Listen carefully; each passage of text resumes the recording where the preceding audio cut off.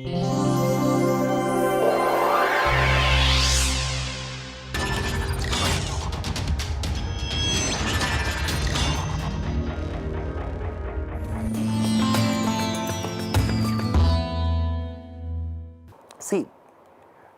throughout we have been talking about natural language.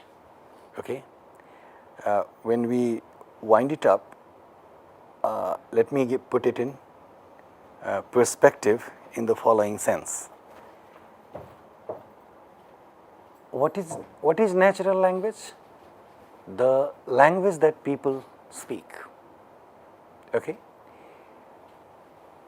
The object of inquiry for study in linguistics has always and only been language that people speak, which is natural language. Studying such a phenomena, when we started looking at underlying structure of language, that is not individual languages but language, then people found lot of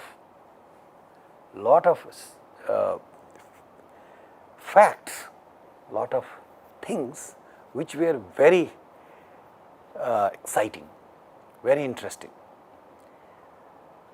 And again, with such things, when people started looking at a formalization of that stuff at a completely abstract level,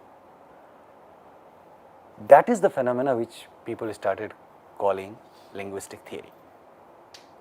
Okay? And then in the theoretical domain of linguistics, around the theoretical studies, then emerged some of the, there has always been a discussion around what could be theoretical, what is not theoretical, what is it that we should focus on more, and what is not, what are the things that were left out.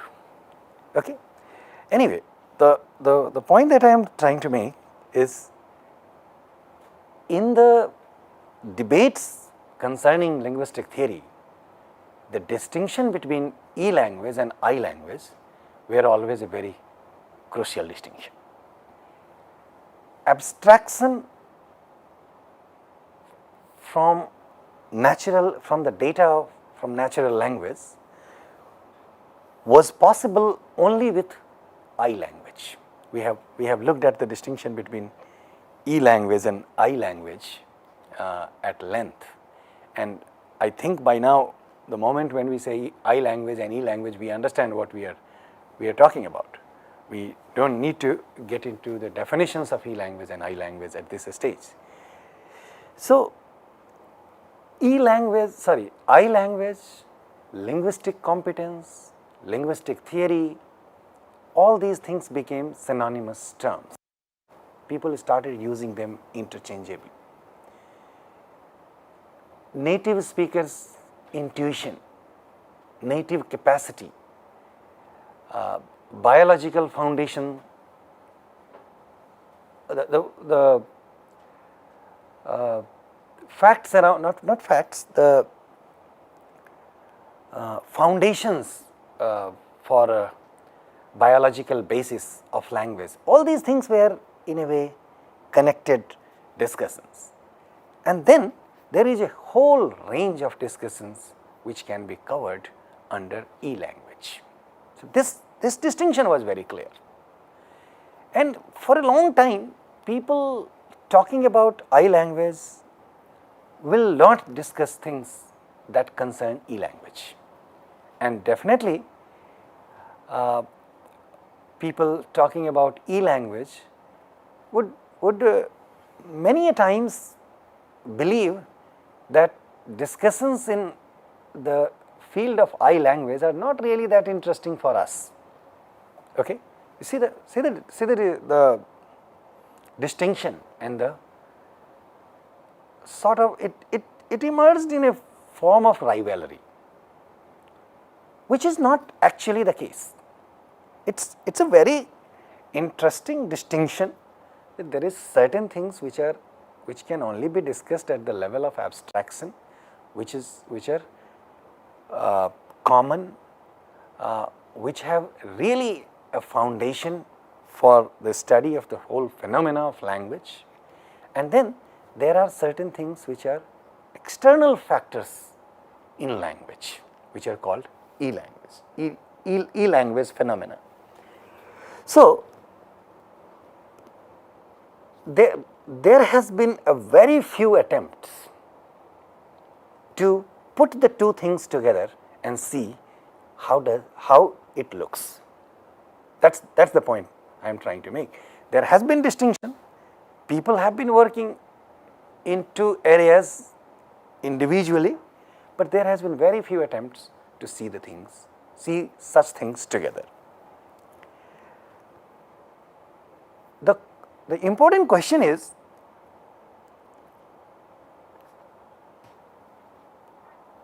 the things that are in the domain of e-language, aren't they part of theoretical linguistics? Can't they be studied within the domains of theoretical linguistics? And if not, then how do we accommodate them? How do we study them? Okay? To deal with such a thing, I don't want to go into too much of details of that discussion. To deal with such a thing, when we were discussing here linguistic theory and the study of the form of language, at this stage, and then we also discussed e-language, but we didn't discuss enough about the function of language in society. That is, how language functions when it intersects with society. See, language in a real world is a social phenomena as well, right? The moment we speak it, it becomes e-language, and when we speak in society. We interact with people, and then there are lots of things which are good, not good, which are only related to I language, are not relevant for the shapes and forms of E language, and the way they get the way we look at it in the society. Okay. Now, so language in a real world is definitely a different phenomena, and how it governs itself and how it functions in society, how it works vis-a-vis other languages, we haven't looked at such things in details. However, the goal for me for today is to look at when we look at the form of language, we find several things that are difficult for linguistic theory to explain. In other words, we find several things which could be sensitive to cultural elements in language. Okay? How do we accommodate them and how do we study them if we don't find answers in linguistic theory about them? That's an important question. So I wanted to show you some such stuff in natural language, and I have examples from Hindi to show you. However, again, like I always say, you can find such things in all languages, at least the languages that you speak. Then it becomes more interesting that if such things are available in all languages, then they definitely be part of linguistic theory, and linguistic theory must be adequate enough to explain such things. Why is it that we are unable to explain them? Okay?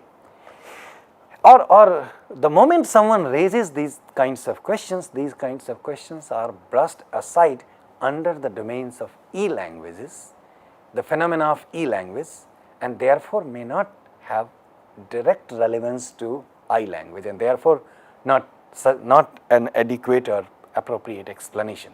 So let us see what those forms are, what those things are, and decide for ourselves whether they are making sense or not, whether such things require explanations or not, and then we will see its significance for linguistic theory. See, like I told you in the beginning, we have seen about language learning, right? You have looked at language learning in great details. The terms like language acquisition device, universal grammar should now be part of general terminology for you. So, and on the basis of such a discussion, we concluded that this phrase that learning a language is child's play really suits when we talk about language learning. That it is such a natural phenomena for any child to pick up a language from the society that we don't pay much attention to, but when we look into this phenomena at our length, then we see several interesting issues around that. And how one of the ways that we can put it is, we are not born knowing English, French or Thai or Tamil or Telugu. Rather, we are born with innate knowledge of certain universal structures. And then when they get interpreted, when they interact with real examples from the real world, we say or we feel that we have picked up a language. Okay? We have discussed all these things. We have also looked at we have also defined what principles are and what parameters are with reference to universal grammar, and of course we have looked at what universal grammar is, okay, at some length. Then see, the last point is relevant with respect to the first two, that children are born with abstract structural knowledge about language which allow them to discover the rules of particular language. Okay? So, the abstract structure that we have available with us is what is responsible for a particular language, for us learning a particular language, to engage in constant evaluation as to construct the simplest possible system, the linguistic data. It's the circular thing that we look at linguistic data to understand how we learn it, and then we finally, the way we learn language is through abstract linguistic structure. There is a purpose why I am mentioning these things to you, because this is just a reminder in order to evaluate the data that we are going to look at. The data, the set of data that you are going to see, isn't that set also invoking some of these issues? Can we not deal with that data under this framework? Okay? So, let us see. And then I have just talked to you about these terms, that I language means competence, that is linguistic competence, and then it means knowledge of language. So, these are the interchangeable terms, e-language, performance, and the knowledge of the use of language. This is the term which I want you to look at afresh. Does this term make sense to you? Knowledge of the use of language. What's the difference? What could be the difference between knowledge of language and knowledge of the use of language? So, in one way, I could have summarized or given this title for what we are doing today, that is there a difference between what we know as knowledge of language and then the knowledge of the use of language. Get the point? And if there is any, can that difference not be part of what we know as knowledge of language? In other words, can the knowledge of use of language also not be part of knowledge of language itself. Am I making my point? So what do you think when this what do you think this term means, knowledge of the use of language? Consciously? Knowledge of language is not conscious, like you have some intuition about it. Right. But knowledge of the use of language is you are kind of thinking and all the rules and then making sentences. In a way, to some extent you can say, okay, one can say okay, but when you think little harder, then it doesn't look like a conscious choice. For example, I'm going to show you some of those things, and then please evaluate this thing at that stage with reference to that data, and then I'll bring this to you again. Do you get this thing? What is the knowledge of the use of language? And even before that, what do we mean by use of language? The use of language is a e-language phenomena. Okay? And then, is that knowledge of the use of language too different from what we know as knowledge of language? What you said about knowledge of language is clear. Is not a conscious thing. It's an abstract thing. It keeps on building. It's about the things that we know, but we do not know them explicitly. All those things are fine. But then at that, with such a description of knowledge of language, is the knowledge of the use of language also not part of the knowledge of language, is the key thing that we are trying to discuss in the domains of the things that we have seen so far. And this is why I mentioned to you universal grammar, principles and parameters. Okay? All right. So, e-language equates language for general purpose cognition. I just mentioned this thing. I know I haven't discussed cognition in details with you. Give me a minute for that. You see, there are two terms in the cognitive studies. Okay, in the domains of cognitive studies, language is just one part. Okay, language is not all about cognition, or for that matter, cognition is not, the study of cognition is not everything about language alone. Okay, cognition is a much bigger domain, and in that domain, language just happens to be one part. That's one. The second is when with such a foundation, when we start and when people come to language, the question they raise is, do we learn language the way we learn everything else? Or is language different from all other kinds of learning? Okay? Doesn't sound very complicated, but when they look at it in details and with inputs from study of language, the study of the structure of language, and language as the whole phenomena, has contributed a lot to this understanding, to this question. And on the basis of that is such studies, and in order to understand that question, people have convincingly accepted that language may not be a general purpose cognition. So there are two parts of all kinds of learning. All kinds of learning in the field of cognition can be divided in two parts. One, general purpose cognition, and the other, specific purpose cognition. Okay? So things like singing, swimming, riding a bicycle, okay, seeing,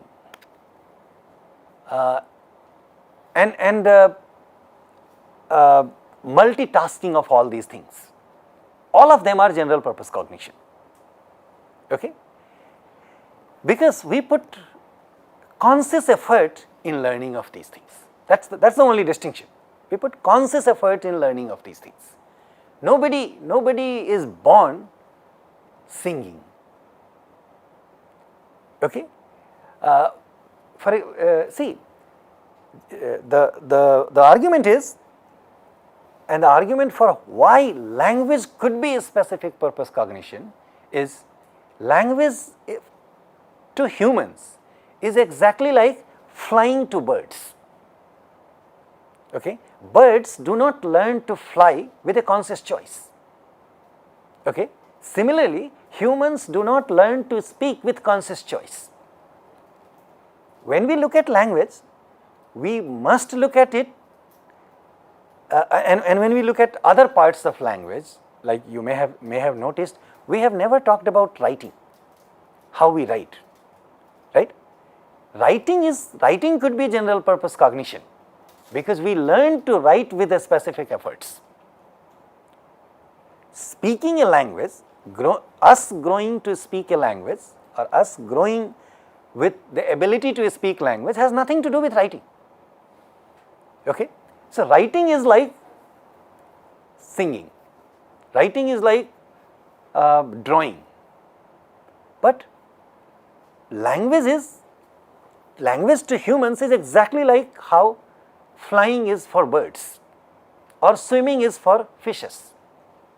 I mean, fishes do not learn to swim, right? Similarly, and here we are making the distinction, we are using the word learn carefully. So far, we have been using learning language interchangeably with cognition, with acquisition, but now we are using it with little bit of care. Get my point? So, with this distinction, of specific purpose cognition and general purpose cognition, anything that is innate to humans or to the species is called specific purpose. But again, when we divide and try to see language in parts, then the argument is, e-language, that is the use of language, could be general purpose cognition. I-language, that is knowledge of language, may be part of special purpose cognition, or the language is argued to be special purpose cognition. Is when someone argues language is a special purpose cognition, what they really mean is language, the I-language part, the innateness part, is only what makes language a specific purpose cognition. E-language part or the writing part does not make language a special purpose cognition, and that much is acceptable. That's a good debate on that. So, do you understand what this means? The e-language equates language to general purpose cognition. This making sense? All right. So, let's move. We can spend 1 or 2 hours talking about language and cognition and how language is a specific purpose cognition. There has been a huge debate in both the study of language, in the field of the study of language and in the field of cognitive studies about this. I mean, there could be a semester, forget about an hour or 2, there could be a semester long course only evaluating these two aspects. Okay? But let me show you more evidence. I am more interested in that. I am showing you evidence for you to decide how this works, and then we I'm more curious in coming to the data part. So, look at it again. So, is this clear? So, the reason why I talked about specific purpose and general purpose cognition, because I mentioned knowledge of language and the knowledge of the use of language. The argument is one could be part of a specific purpose cognition and the other could be part of general purpose cognition. Is that debate or is that argument based on some facts, some data? Do we have data to support that, or does the data support something else or show you something else? This could be one of the big things. I haven't worked myself on this part enough to give you a conclusive answer, but that's a very interesting question in the field of both cognitive studies and study of language. So, let me show you some more part. Okay, there is one more part here, one more part here which I want you to keep in mind. You must have heard the term culture. This is again one of the terms which we have never mentioned in all our discussions so far, because this is also argued to be relevant to e-language. Lot of people have studied culture as part of language. Language having shades of cultural influences. Okay? Some people argue that it's not possible to separate culture from language and language from culture. All such things are possible, and nobody denies these things. The idea is not to deny these things. It's just to underline that this is an important part, relevant part, and also we do find evidence for when we see, when we acquire language, the more interesting part or more interesting role of culture comes in acquisition of language. When we acquire language, and if language and culture are intertwined with one another, are inseparable parts, right, then aren't we acquiring cultural parts as well when we are acquiring language? Or are we separating cultural parts and only acquiring linguistic phenomena from the environment, right? These are the questions which we did not discuss when we were talking about language acquisition. Okay, we may have mentioned that we did not. And once you look at how cultural elements are really not separable from language, then you realize that we do not acquire a language. So when we are in a society and society gives us input for language acquisition, we are just acquiring what is available in society. We are not acquiring Hindi, Telugu or Tamil. And this is a technical point. I am not only interested in the names of the language. I hope you understand, and this makes sense. We have talked about this point little bit at the earlier stage. Clear? In other words, we do not acquire language devoid of culture. It's not possible. Okay? We may not, when we say we do not acquire language without culture, we are saying it's such a thing that we don't need to pay specific attention to. Then all the more reason that we are making the same point, that it's acquired along with language, right? So language is culture and culture is language. These are the reasons why people say the last thing. Okay? So keep this part also in mind, and I don't want to get too much into details of the definitions and these things. It's not really worthwhile for us to try define culture, and that's not relevant for our discussion right now. But one word about that is everything that we do and the kinds of abstract constraints that we feel, right, and that we follow, as a conscious choice or as a subconscious choice, is all coming from cultural components. Okay, that's all about culture. I can say, rest you can read. Okay. So now let me give you the data, and I want your specific attention to the points that I am going to make with reference to this data. Many of you have this much of competence in Hindi, and if not, don't worry. The discussion is not the competence of Hindi. The discussion is the point that I am trying to make. The first sentence, Raju kalam chahta hai, is not really a very acceptable sentence in Hindi. You see this thing? I have put a question mark also, because a star means completely unacceptable, ungrammatical,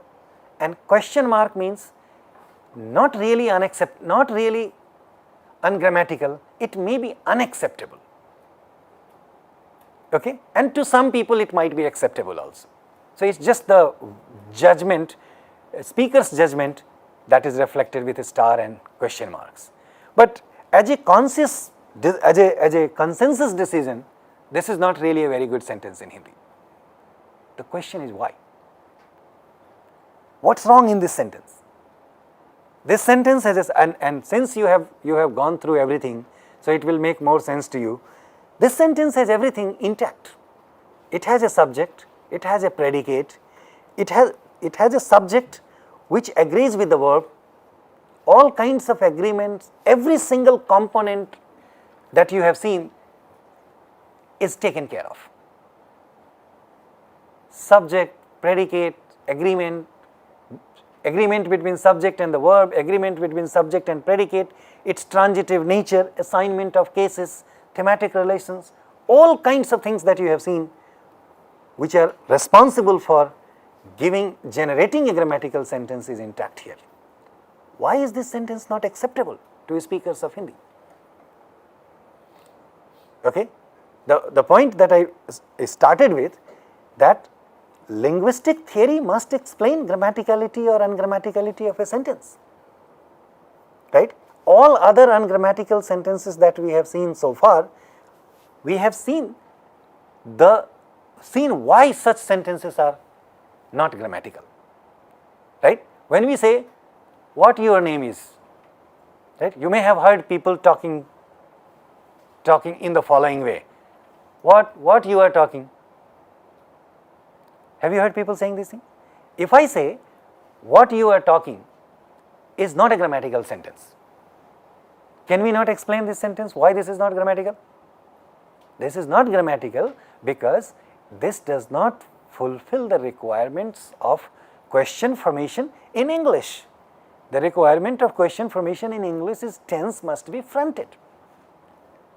So when you say what are you talking about is a good sentence, but when you say what you are talking or what you are talking about is not a good sentence, right? We have explained all these things. So why can we not explain this thing? And rather we don't have much to explain here. This sentence from all the components of linguistic theory is a grammatical one, right? Now, the moment you talk about first sentence, many people will tell you, look at the second one, this is okay, and there is absolutely no problem with that sentence. Okay? Now, let me we can talk a lot about these things, but let me give you a possible explanation and then see if it works or not. You see, the second sentence, and therefore I have put the verbs in colors. Okay? The verb in second sentence and the verb in first sentence, to many people they look related, but they are not related verbs. Chahiye is a verb in Hindi which is a frozen verb. That verb does not inflect for anything. That is, no tense marker, nothing comes on that verb. Okay? Like we have, take an example of a verb like khana. So we can say khata hun, right? We can say kha raha hun. We can say khaya, right? Khayega. All kinds of things are possible, all kinds of inflections are possible on that verb, but on the verb chahiye, no inflections are possible. Okay? That is what I am trying to say. Chahna is a different verb, which is in the first sentence. Chahna means to want, right? And they look related because chahiye, listen to me carefully, and since you have seen all these things, therefore I can move a little faster and I have to give you more data. Okay? Listen to this carefully. The verb chahna, what does the verb chahna means in the first sentence? Want. Clear? This is the only verb in Hindi which cannot have imperatives. Do you understand what I mean by imperatives? Like when we say khana as the verb, what's the imperative verb out of this? Khao, right? Or khaiye, If we say baithna, then baitho or baithiye. When we say the verb chahna, the imperative is not possible. So you can request someone to sit. And the reason for that is, the reason why imperative is not possible is you can request someone to sit, to eat, to read, to sleep. You cannot request anyone to want. Want is such a thing that cannot be either forced or requested. Understand this thing? Therefore, chahiye sounds like the imperative of chahna. But that is not the case. Therefore, they look related, but that is not the case. They are two different verbs. Now, the reason why I am saying they are two different verbs is following. See, do you see the subject agreeing with the verb in the second sentence? You know the rules, and that I have underlined you, that if the subject is followed by a postposition in South Asian languages, then the subject does not agree with the verb, right? I don't have the other example ready. Raju ne chai banai, the example that I had given you long time ago. The object chai agrees with the verb, and therefore that becomes the grammatical subject. I have shown you the distinction between logical subject and grammatical subject before. And the reason why logical subject was not grammatical sentence in that kind of context was because of the postposition that was following it does not leave it in a position to agree with the verb. In this case, second sentence, the subject does not agree with the verb, right? Subject is not in a position to agree with the verb. Such sentences are called indirect sentences, where subjects do not agree with the verb. And in the first sentence, the subject agrees with the verb, right? So that is the direct sentence. Now, here is the explanation, which has very little or almost nothing to do with linguistic theory, or this cannot be counted as theoretical explanation. The answer to such a question is, such an ungrammaticality is, in a language like Hindi, and check it with your languages, in a language like Hindi, expressing desire directly with the help of direct sentences is not acceptable. Okay? Now you can question, what is the desire here? Right? The desire is to want for anything, to want for things. Please pay attention to this thing, and then you can think about it later. To want for things, right? You can call it a hypocritical thing, okay? But to want for things is not permitted, is not acceptable for speakers of these languages. So, I can demonstrate this to you. I don't want to say I can prove it to you, but I can demonstrate it to you. You can say, मैं खाना चाहता हूँ,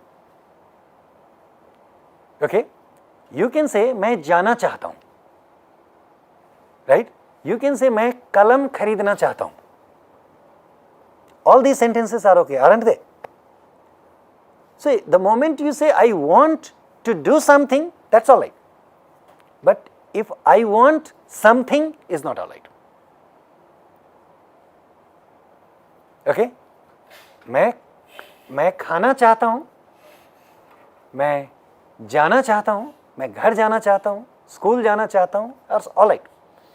That's also expressing desire, but that's the desire about doing something is okay. But the desire, expression of desire to get something is not acceptable. Do you see this? Do you see this thing? Therefore, this sentence is unacceptable. Change this sentence to मैं school जाना चाहता हूँ. That's perfectly all right. So, school जाना is also an object, and I want to translate it in the terms that you are familiar with. School jana can be the object of the verb chahna. Chahna is a transitive verb. Okay? School jana becomes the object of the transitive verb. Okay. This is a transitive verb and it has an object. Look at this. What's the object here right now? But so its all requirements are fulfilled. But still this sentence doesn't make, is not acceptable. But no, hold on, I'm coming to that. Hold on. So what I am saying is, look at the nature of the object of the verb. If the object is just a thing, that kind of object is not allowed. But if the object is denoting about doing something, then that's all right, acceptable. Therefore, a possible conclusion, I'm not saying it's a conclusive conclusion, a possible conclusion is probably for speakers of this language, expressing desire in a direct sentence is not acceptable. And therefore, even with that explanation, what is interesting? Why are we discussing this sentence? The reason why we are discussing this sentence is expressing desire or not expression of desire can be captured in the structure of language with the nature of object. Okay? But linguistic theory does not answer this question. Linguistic theory does not have a device to account for or to describe what goes on, what's explaining this culturally sensitive element, and this happens only to Hindi and maybe to other South Asian languages, but doesn't happen to English. In English, it's perfectly okay to say I want a pen, right? I want a shirt. In Hindi, you cannot say I want a shirt. मैं कमीज चाहता हूँ is not possible to say.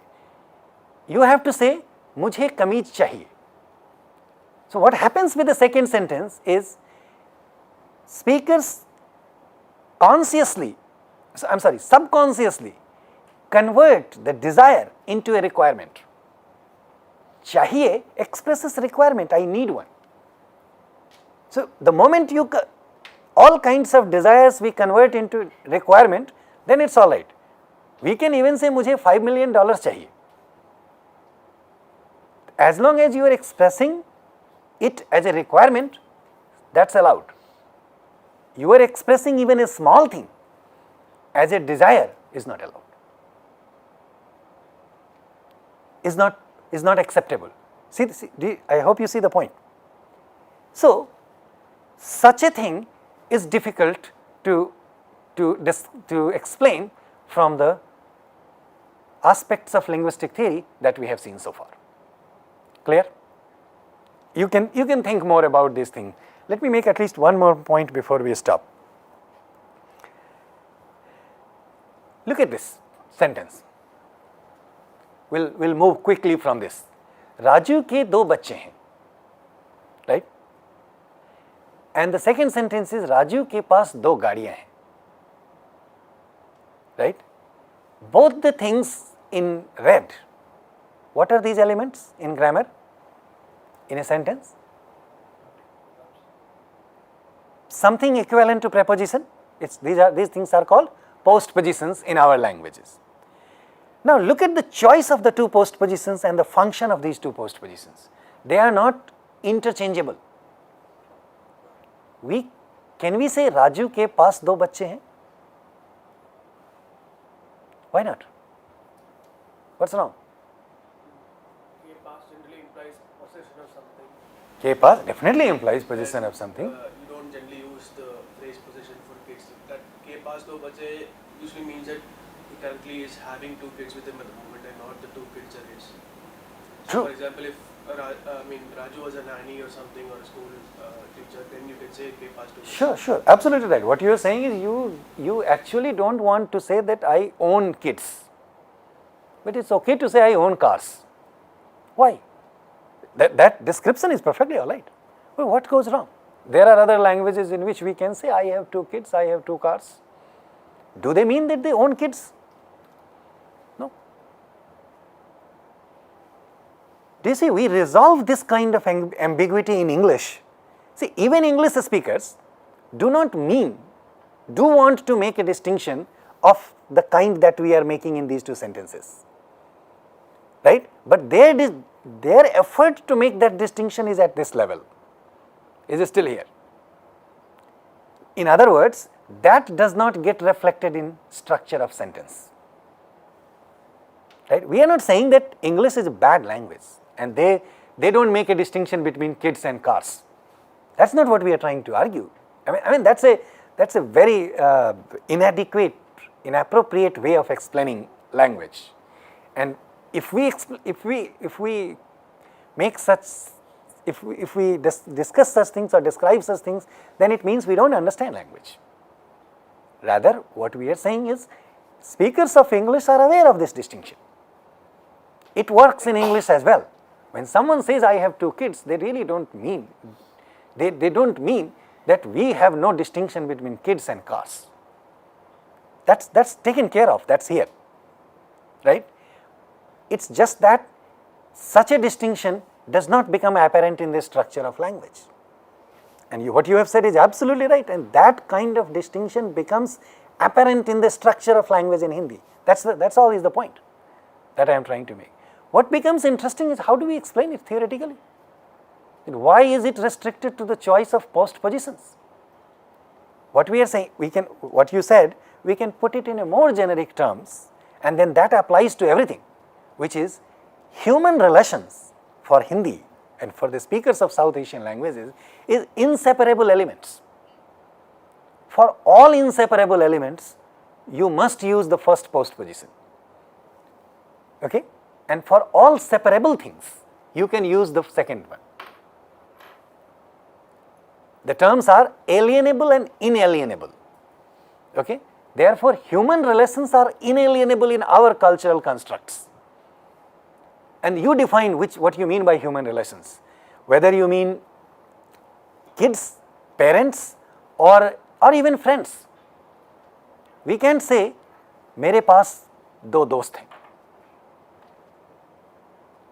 Right?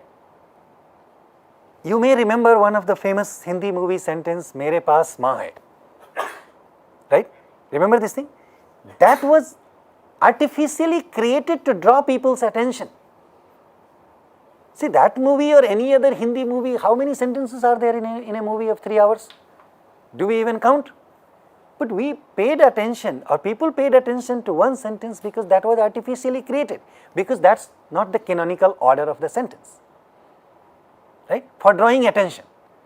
Now, let's not go there, but all I am trying to say is it's not possible. And that distinction, that kind of distinction, it's not possible to use K-pass for inalienable elements in Hindi. Like inalienable, the real example of an inalienable element in Hindi is, let's say, hands. I have 2 hands. How do we say that? Can we say मेरे पास 2 हाथ है? We don't. मेरे पास 2 कान है. Do we say that? No. What's wrong with that sentence? I have 2 ears. I can say I have 2 cars. मेरे पास 2 गाड़ियाँ हैं. I have 2 hands. Why can't we say मेरे पास 2 हाथ है? The problem is when we try to say मेरे पास 2 हाथ है, it sounds like it's a detachable thing and I have 2 things in my bag.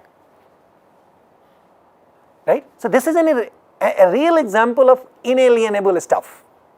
Right? Inseparable thing. Like our body parts are inalienable and inseparable, human relations have been captured in the structure of Hindi as inalienable element. Therefore, we cannot say मेरे पास 2 बच्चे. See this thing? This distinction is captured in Hindi, but how do we explain this in linguistic theory? It's just my observation and proposal that it's not possible to explain this fact in linguistic theory. Because linguistic theory concerns only with the grammatical, not with acceptability. That's the argument that has always been given. But the point is, we just saw the sentence before. Therefore, I gave you that as an order first. See, both are about the use of language, right? Do people teach us this thing? That you cannot say, मेरे पास 2 बच्चे हैं, because बच्चा is inseparable. Has anyone taught you this thing? No. Has anyone taught us as a conscious thing that, expressing desire for things is not a good thing in Hindi? Is not a good thing for us. We are great people. Has anyone taught us this thing? No. If this is part of e-language, true, absolutely, linguistic theory is about I-language and the grammatical stuff at the level of abstraction, agreed. But these are also parts of acquisition which are subconscious, which are part of acquisition. We learn them without efforts. If we learn them without efforts, if the input comes through language and they get reflected in language, then how could linguistic theory shy away from explaining these things? I agree that it is not possible, but what I am trying to say is it is not possible because we have not tried hard enough. We have only looked at the aspects of I-language. We have not looked at the other things that we acquire along with language.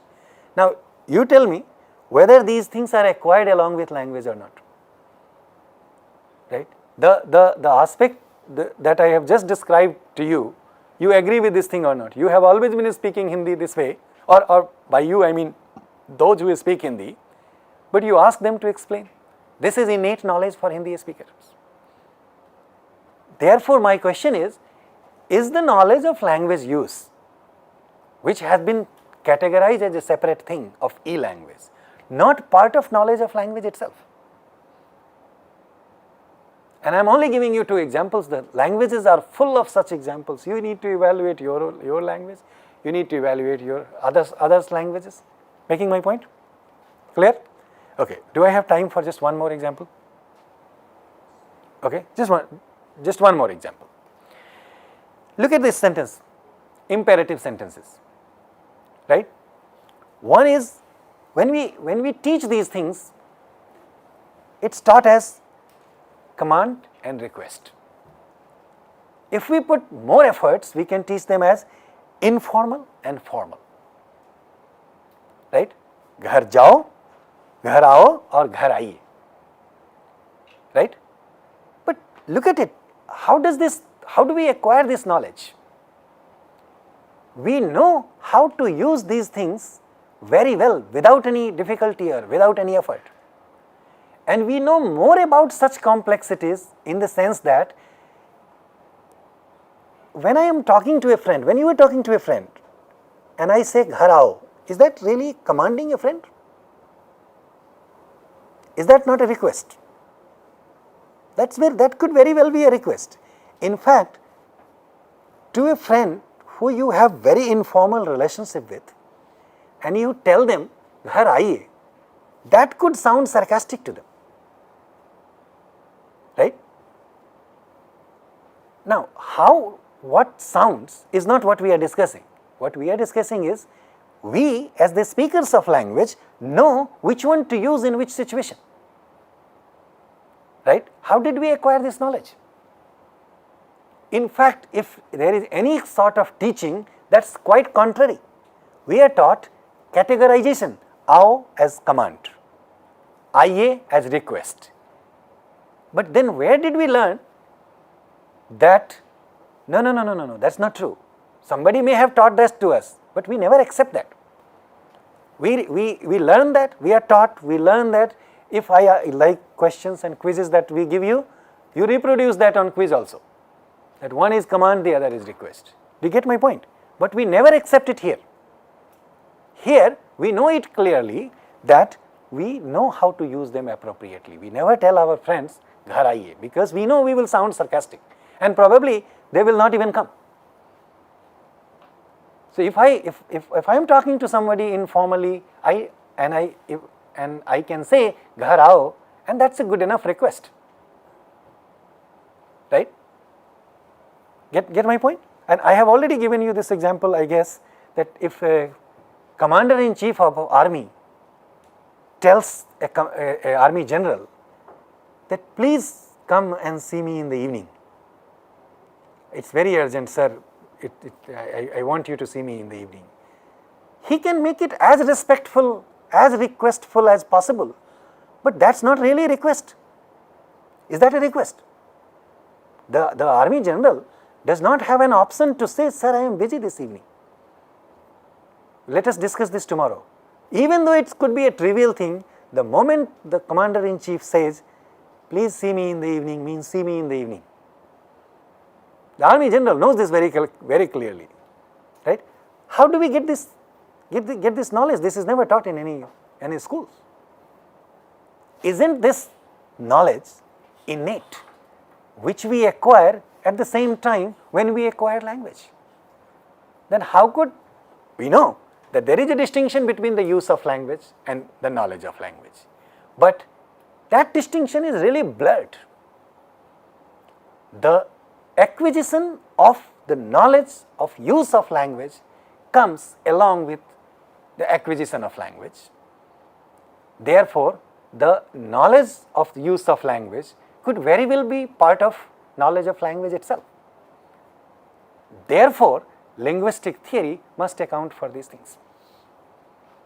A theory that puts itself as a great theory for accounting abstraction, which we do not have microscopes to account for. I mean, linguistic theory has done great job by restricting itself and accounting for aspects of I language. But there is a startling evidence for us to show that the knowledge of E language is also part of knowledge of language. Therefore, a theory which accounts for I language must account for the knowledge of language use as well. These are the examples. Making sense? Look at this. When someone says, lunch ke liye chale, right? This is a question. Lunch ke liye chale? Or it's a suggestion, let's go for lunch. And someone answers, abhi to mujhe bahut kaam hai.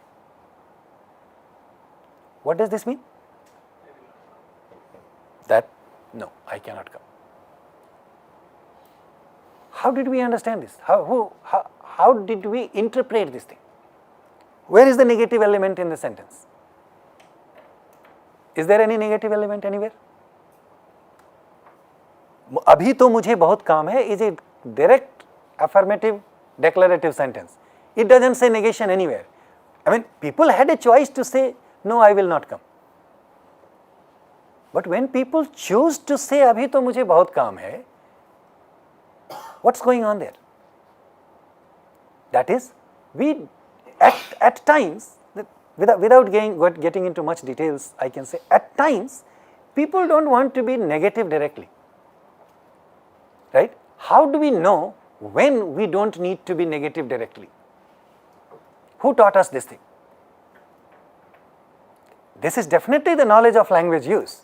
But the fact that nobody taught us these things and we acquired these things on our own as innate part forces us to conclude that such a knowledge is part of knowledge of language.